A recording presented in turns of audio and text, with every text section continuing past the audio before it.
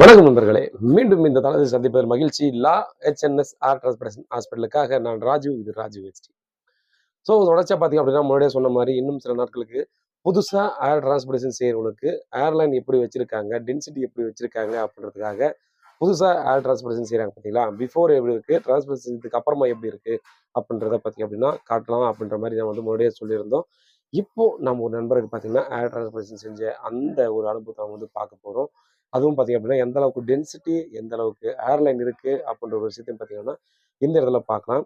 மேலும் பார்த்தீங்க அப்படின்னா மிகப்பெரிய ஒரு ஸ்கேம் இப்போ வந்து தொடர்ச்சியாக நடந்துட்டாங்க. எல்லா ஃபீல்டுமே ஸ்கேம் இருக்குது. இதில் ஒரு ஸ்கேம் இருக்குது. அது என்ன ஸ்கேம் அப்படின்றத இதில் சேர்ந்து பார்க்கலாம். வாங்க வீடியோக்குள்ளே போகலாம்.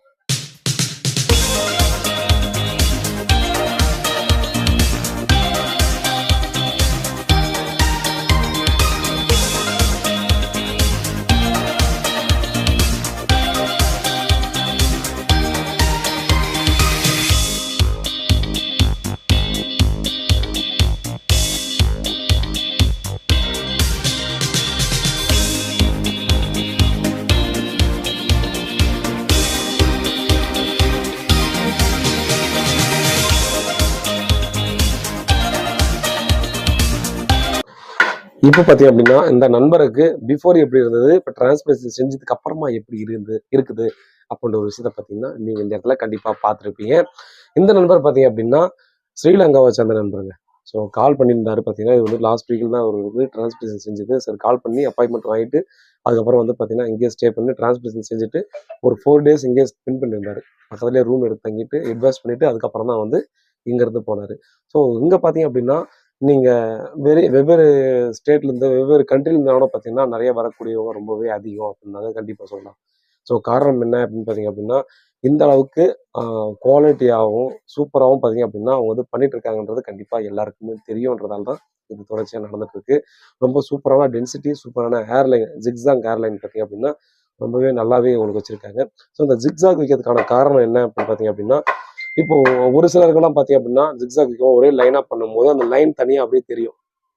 ஸோ ஜிக்ஸாக் வைக்கும்போது பார்த்தீங்கன்னா ஒரு நேச்சுரலான ஒரு ஏர் லுக் வந்து பார்த்தீங்கன்னா நமக்கு வந்து காட்டுறதுக்கான சான்ஸ் இருக்குது. ஸோ டிரான்ஸ்பரேஷன் செஞ்சது தெரியாத அளவுக்கு பார்த்தீங்கன்னா ஈஸியாகவே தெரியும். அதனால பார்த்தீங்கன்னா இவங்க வந்து ஜிக்ஸாகாக தான் வச்சுருக்காங்க. ரொம்ப சூப்பரான ஒரு ரிசல்ட் தான் கண்டிப்பாக வரப்போகுது அப்படின்ற ஒரு விஷயத்தையும் இந்த இடத்துல நம்ம சொல்லிக்கலாம். மேலும் பார்த்தீங்க அப்படின்னா லா ஹெச்என்எஸ் ஏர் டிரான்ஸ்போர்டேஷன் ஹாஸ்பிட்டலில் முன்னாடியே சொன்ன மாதிரி கன்சல்டேஷன் ஃபீஸ் வந்து இல்லை. ஏருக்கு மட்டும் இல்லை, ஸ்கின்னுக்கும் உங்களுக்கான ட்ரீட்மெண்ட் வந்து ரொம்பவே சக்ஸஸ்ஃபுல்லாக அவங்க வந்து பண்ணிட்டு போயிட்டு தான் இருக்காங்க. ரொம்ப அட்வான்ஸான ட்ரீட்மெண்ட்லாம் ஸ்கின்னுக்கு இருக்குங்க. அதனால் பார்த்தீங்க அப்படின்னா வந்து பாருங்கள்.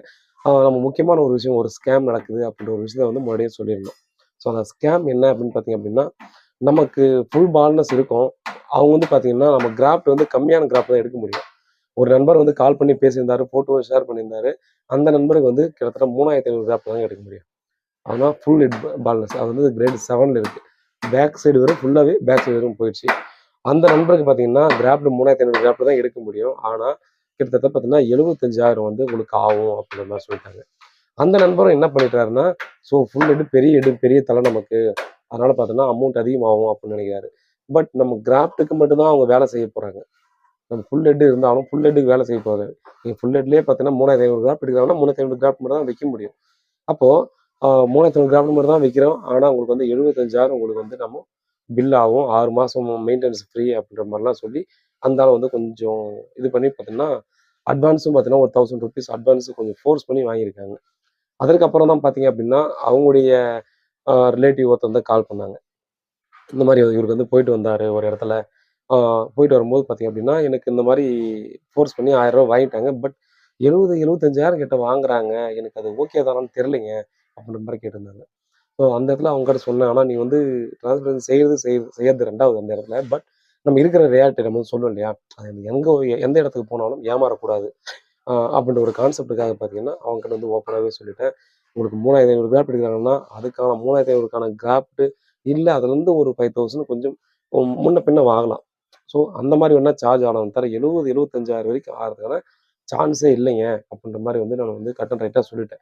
சொன்னதுக்கப்புறம் தான் அவங்க அதுக்கப்புறம் தான் கொஞ்சம் ரியலைஸ் பண்ணாங்க. பட் அங்கேருந்து வரும்போது ஒரு ₹1000 ₹1500 நான் வந்து ஃபீஸ் கட்டிட்டேங்க, அட்வான்ஸ் கட்டிட்டேங்க, என்னங்க பண்ணுறது அப்படின்னாங்க. ஸோ அந்த 1000 ₹1500 வரையும் போனதோட சந்தோஷம்னு சொல்லி வந்துருங்க அப்படின்ற மாதிரி அவங்களுக்கு வந்து சொல்லியிருந்தேன். ஸோ இதை சொல்றதுக்கான காரணம் என்னன்னா, நிறைய இடத்துல பார்த்தீங்கன்னா இந்த மாதிரி நிறைய சீட்டிங் நடக்குது. அதனால தான் பார்த்தீங்க அப்படின்னா நீங்கள் பல இடத்துல நம்ம வந்து பதிவு செஞ்சுருக்கோம். நீங்கள் எத்தனை கிளினிக்னாலும் ஏறி இறங்குங்க. ஹெச்என்எஸ் ஹேர் டிரான்ஸ்பிளேஷன் ஹாஸ்பிட்டல்லையும் ஒரு டைம் ஏறி இறங்குங்க அப்படின்ற மாதிரி பார்த்தீங்கன்னா, உங்களுக்கு நான் ஓப்பனாகவே நிறைய இடத்துல சொல்லியிருக்கேன். ஸோ ஒரே இடத்துல போயிட்டு ஒரே இடத்துல வந்து டிரான்ஸ்பிளேஷன் செஞ்சணும்னு முடிவு பண்ணாதீங்க. நீங்கள் ஃபஸ்ட் இடத்துல சூஸ் பண்ணுற இடத்துலேயே டிரான்ஸ்பிளேஷன் செய்யக்கூடிய ஒரு பாசிபிள் இருந்தாலும், இன்னும் இருக்கக்கூடிய உங்களுக்கு போய் பார்க்கக்கூடிய ஒரு நல்லதா ஒரு ஃபில்டர் பண்ணி வச்சிருப்பீங்க.